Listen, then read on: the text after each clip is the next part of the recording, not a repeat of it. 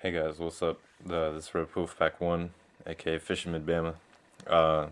Today I'm going to be making a marker buoy because I'm trying to get into structure fishing, improve structure fishing.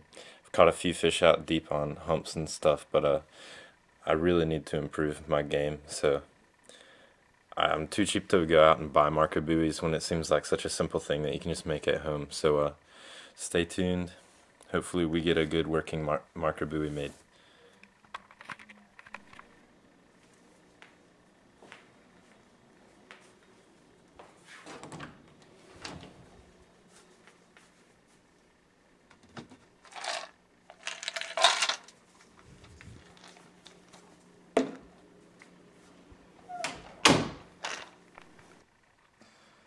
Alright guys, so today I'm going to attempt to create a marker buoy uh, with this empty planter's plastic container, a knife, pocket knife, and some 30-pound test monofilament line, and then eventually a weight, which I don't know what I'm going to use as a weight later, but you'll see when we get there. So this is my first time doing it. You're coming along for the process, so I'm probably make some mistakes, but stay tuned. Okay guys, so I've gone through all the tools on my pocket knife, and I've decided that this bottle opener is gonna be the best tool for creating a really small hole in this plastic right here. It's got the smallest tip, and since I'm putting only 30-pound mono through, it's really thin diameter. I can't have a big hole.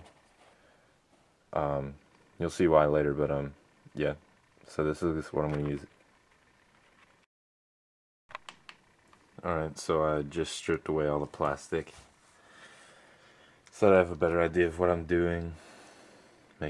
Maybe it'll make me be able to get the hole a little easier, because this can opener is pretty dull and this plastic isn't thin, so we'll see how it goes. Alright guys, so it took me about 5 minutes, but I finally got a hole in there. As you can see, it's not very big. So we'll begin to thread that line through. Guys, so you can see the hole. Alright.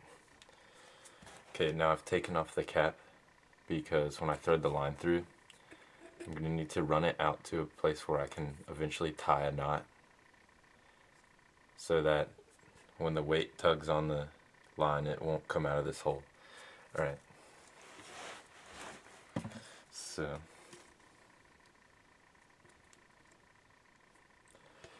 I'm running my line through now.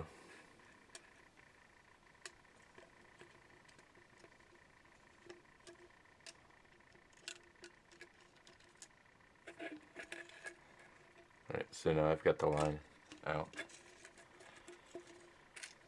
And I'm just going to try to keep tying overhand knots to make as big of a knot as possible.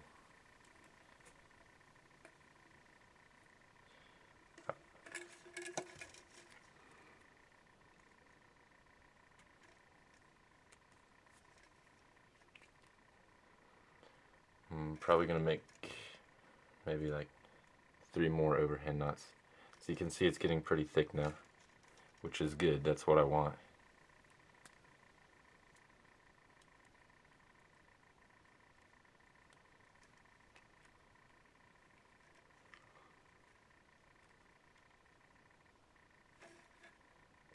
Just making sure it's cinched down there.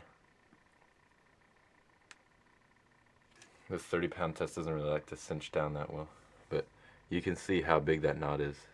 This is my finger. It's a pretty big knot. Alright, so I have this knot coming out the top now. I'm just gonna pull on this right here, and because I have that knot in there, this line is not gonna come out of there. So when that weight is tugging on here, it's gonna stay there.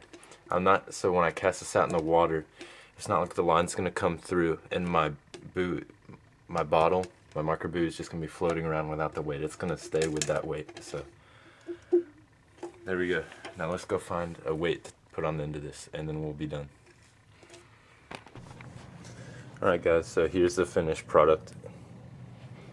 I eventually just used this as my weight. It's like, I found it when I was fishing one time on a river. It's just like one of those rod things that you stick in the mud.